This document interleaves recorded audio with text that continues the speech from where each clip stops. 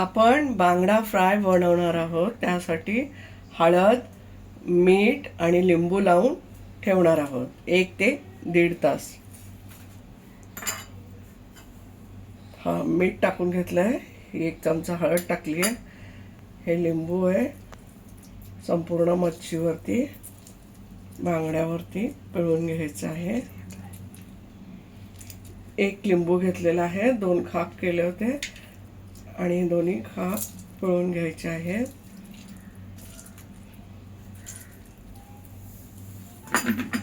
आता संपूर्ण मच्छीला मीठ आणि हळद चोळून घ्यायची आहे.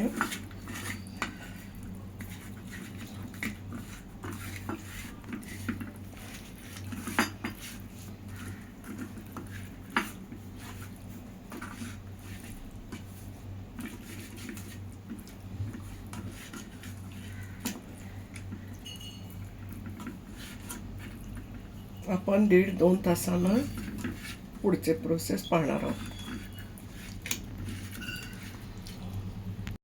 मच्छी आपण 1.5 ते 2 तास असं लिंबू, मीठ आणि हळद लावून ठेवली होती. आता 2 तास झालेले आहेत.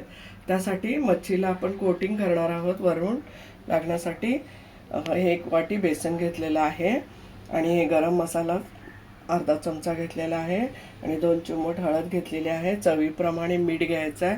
ऑलरेडी मच्छीला मीठ लावलं आहे तर प्रमाणातच टाका, जास्त पडता कामा नये. आणि हे कांदा लसूण खोबऱ्याचा हा मसाला आहे तिखट, ते 2 चमचे आहे आणि तळणीसाठी तेल घेतलेलं आहे. आता आपण बांगडा मच्छीला मसाला एकत्र करून लावणार आहोत. त्यासाठी सर्व मसाले आपण एकत्र, गरम मसाला टाकून घेतला आहे, हळद थोडीशी होती टाकून घेतलेली आहे, चवीप्रमाणे बेसन जेवढं आहे त्यामुळं थोडंसं मीठ घेतलेलं आहे आणि आपण आता 2 चमचे तिखट, कांदा लसूणचं खोबऱ्याचं घेतलेलं आहे आणि संपूर्ण मिसळून घेत आहे. तुम्ही बेसनच्या जागेवर रवासुद्धा घेऊ शकता. त्या ठिकाणी तांदळाचं पीठ पण घेऊ शकता. पण आमच्या घरामध्ये मिस्टरांना ना बेसनचंच हवं असतं, कारण मच्छी त्यांना जास्त कडक नको असते फ्राय झाल्यावर, म्हणून मी बेसन वापरत आहे. तुम्हाला जर कॉर्नफ्लॉवर वापरायचं असेल कॉर्नफ्लॉवर वापरू शकता, तुम्हाला तांदळाचं पीठ हवं असेल तेही वापरू शकता, रवा पाहिजे असेल तेही वापरू शकता. आणि अशा पद्धतीने ही सोपी पद्धत आहे. आणि मच्छीला आपण आता एक मच्छी असे काढून घेऊयात आणि त्यामधून अशा पद्धतीने आत चिरण पडलेल्या असतात, तिकडे आपण अशा रीतीने व्यवस्थित भरायचं आहे.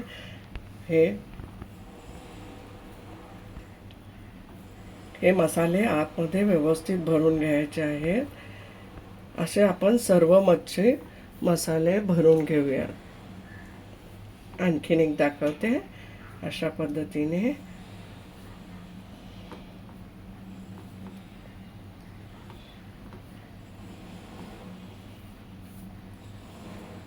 अशाच पद्धतीने आपण सर्व मच्छी मसाला लावून घेऊया.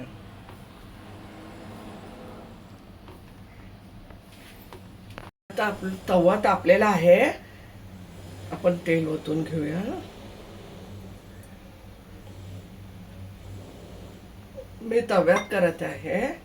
जर तुमच्याकडे पॅन असेल तर पॅनमध्ये जरी केलं तरी चालेल. तेल तापत आहे. आता तेल तापलेलं आहे तव्यामधलं. तर हळूवारपणे घाई करायची नाही तर पोळायची भीती वाटते.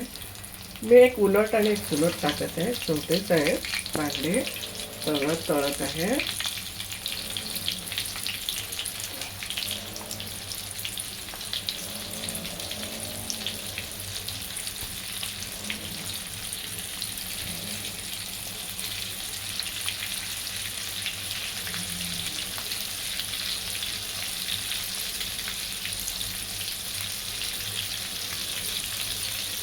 बांगडे टाकल्यानंतर थोडा गॅस मीडियम करायचा आहे, कारण बांगड्याच्या आतील सर्व भाग चांगल्या रीतीने शेकला पाहिजे.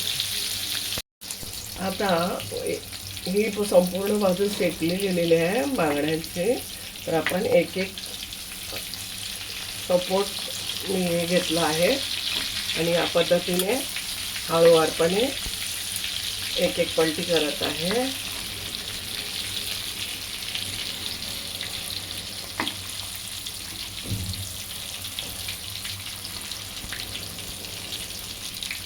अशा रीतीने दुसरी बाजू शेकून घेऊया.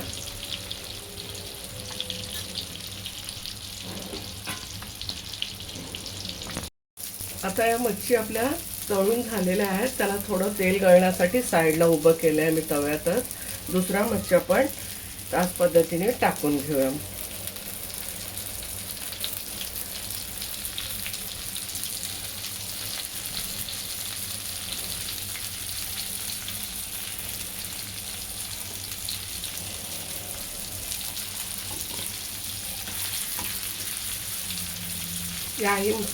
या मच्छी साईडच्या आहेत त्या आपण काढून घेणार आहोत साईडच्या आणि त्या मधनं मीडियम गॅसवर त्या शेकत आहोत.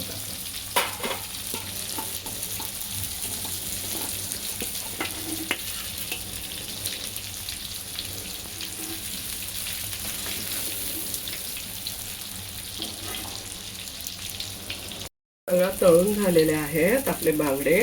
हे थोडंसं पीठ राहिलेलं होतं मसाल्याचं ते आपण ह्या तेलामध्ये परतवणार आहोत आणि गॅस बारीक करायचा आहे. घाई करायची नाही आहे कारण ते बेसन जळलं नाही पाहिजे.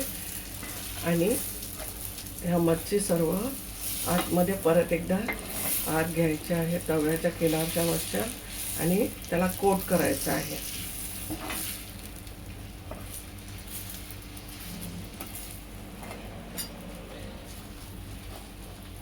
गॅस बारीक करायचा आहे.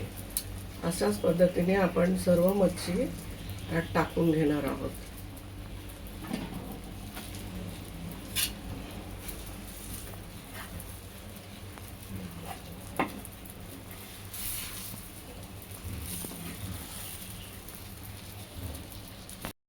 आता आपल्या सर्व मच्छी फ्राय झालेल्या आहेत, खाण्यासाठी रेडी आहेत.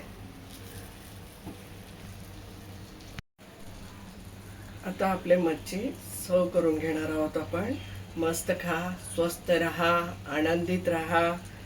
लाईक करा, शेअर करा, सबस्क्राईब करा. धन्यवाद.